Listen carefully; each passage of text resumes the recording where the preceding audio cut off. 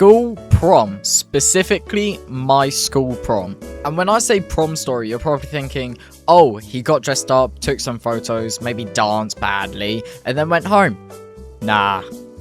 That would have been normal. This story starts with me in my prom suit drinking buzzballs before prom with my friends, and ends with me and my friend Emilio running away from a random man's house after waking up his child. So yeah, a really classy evening. So before prom even started, me and two of my mates went to my friend's house to pre-drink. Nothing too insane, just some beer, some cider, a couple buzzballs, just to get us a little bit more chatty before prom. But by the time we were actually in the car, I was absolutely fucked. Eventually, we get to prom, and honestly, at the start, it was sick. We get there, see a few people we know, say hi, do the classic awkward prom entrance where everyone's dressed up, but still acting like they're in school. You know that weird vibe where everyone looks expensive for once, but still has the exact same personality as they did in maths? Then we get to the entrance and there's security. Now obviously they're checking people because it's prom. Makes sense, they don't want people bringing alcohol, and for some reason they didn't want people bringing gum. Now I know that I'm not going to prom without gum, so I decided I was going to sneak gum in. Not alcohol, not anything crazy, just gum. I don't know why I acted like I was smuggling diamonds through customs. I had this tiny pack of gum and suddenly I'm moving like I'm in Mission Impossible. And somehow I get it past security by tucking it into the collar of my shirt. Except then I check myself afterwards and I can't find it. I fully snuck gum past security just to lose it immediately. That gum had a better escape plan than I did later in the night. So now I'm inside. No alcohol at the actual prom obviously, but I was already drunk enough at the start to be social, which for me was perfect. I wasn't completely gone anymore, but I had enough confidence to start saying hi to people, chatting and having a laugh and pretending that I'm way cooler than I actually am. And honestly, prom itself was really fun. There was this 360 video thing there, like it was like a platform where people could stand on it and the camera would spin around you like you were in a music video.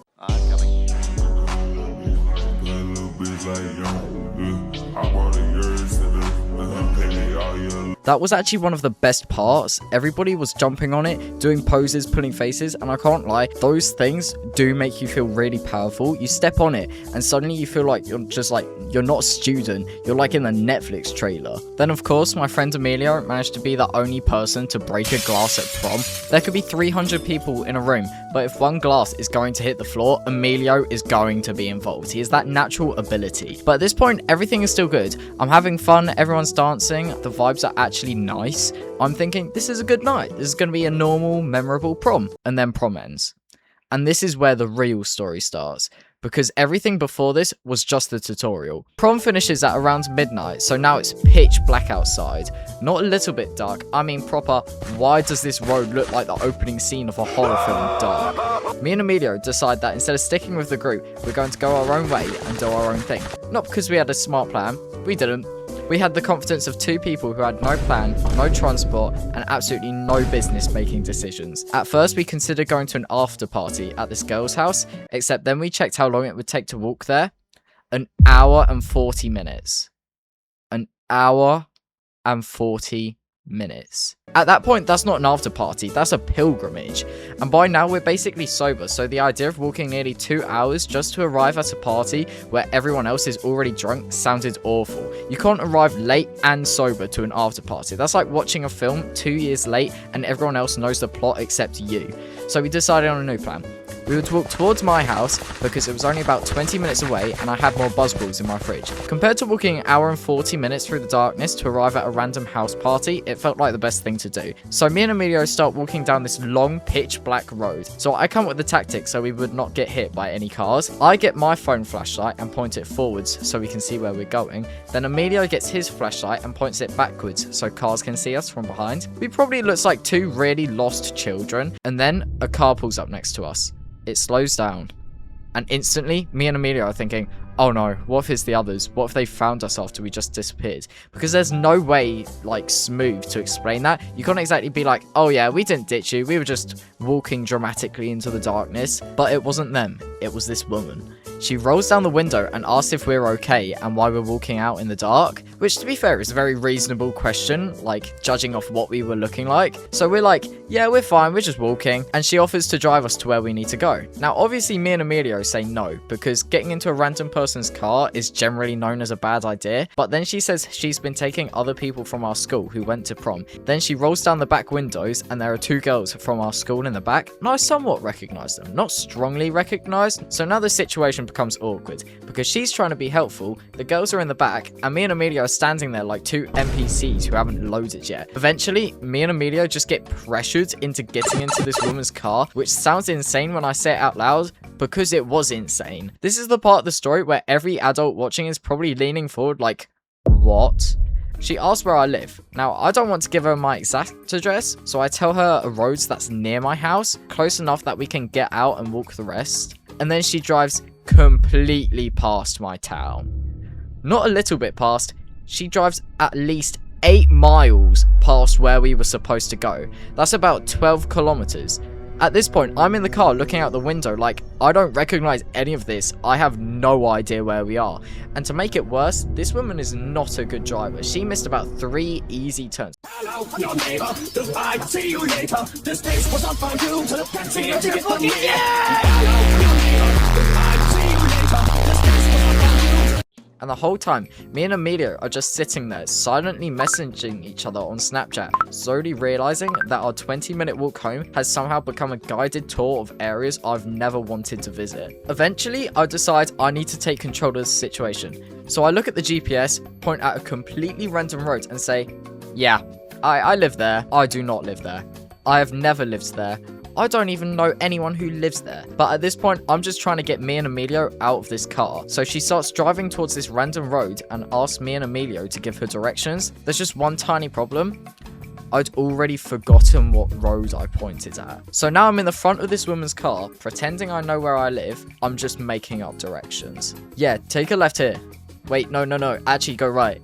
Wait, yeah, keep going straight. I was giving directions with the same map skills as a potato. Emilio sat in the back of the car, probably thinking, what is this guy doing? And eventually, I just point at a random house and go, yeah, that's my house. Again, I cannot stress this enough. It was not my house. She stops the car. Me and Emilio get out, and then she doesn't drive away. She stays there. Because she wants to make sure we actually get inside safely, which is nice, but also extremely inconvenient when you have just lied about living in a random house. So now me and Emilio are standing outside this house with the woman watching us from the car, and we have no choice. We have to commit. We walk up to the door and ring the doorbell. No answer.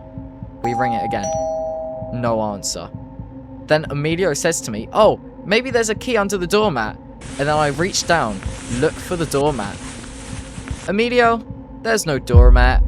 And we turn around to the woman and say something like, oh, they must just be taking a while. They were drinking or something. Because apparently now we're improvising a family backstory. We've invented parents, invented a house, invented a reason they're not answering. This isn't prom, this is theater. Then finally the door opens and it's this man, probably around 40. He opens the door and just looks at us. And me and Emilio, in the most desperate whisper possible, go, can you pretend to be one of our dads so this woman will drive away and then we'll get out of your hair? Now, in my head, I thought he might be chill. I thought maybe he'd understand, maybe he'd laugh. That didn't happen. This man just stares at us, dead in the eyes, and then he says, you just woke my child up. Me and Emilio looked at each other, and without saying a word, we just ran. We fully bolted, like survival instincts activated, no discussion, no planning, just immediately evacuating from the situation. We're sprinting away from this random man's house, away from the woman in the car, away from every bad decision we had made that night, and then as I'm running, my shoe falls off. Because of course it does. So I have to run back, pick up my shoe, and then keep running after Emilio. At this point, I'm no longer a prom attendee. I feel like I'm a criminal running from a crime I just committed. We run through this random gate and basically dive down this hill. We end up at the bottom of this hill, hiding, completely out of breath.